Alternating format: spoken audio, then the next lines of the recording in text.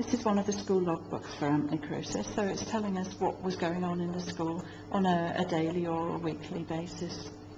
So here are the entries for the end of July and the beginning of September 1914.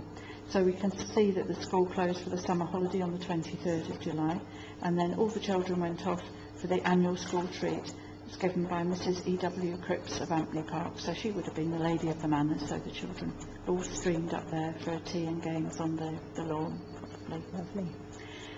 Back at school on the 7th of September, and you can see most of the older children, all over 13, have left. So it's quite a shock to realise that children 13, they will be out in the world of work, so they'd be looking for jobs in Ampney Crucis, so there wouldn't be a huge variety of choice for them. We've also got some information about the staff. So here on the 8th of September, we've got an assistant mistress, Miss Bessie Sheard-Radnidge, who was taking up her job, and it gives you her date of birth, so you can see she was born in 1865, and the last school where she worked, so she'd come from Wiltshire. Now, it's interesting to wonder whether she's the lady who is actually on one of these photographs. Don't know when the photograph was taken. And it also gives you a little bit of information about her qualifications. So she was uncertified. So it's an interesting thing.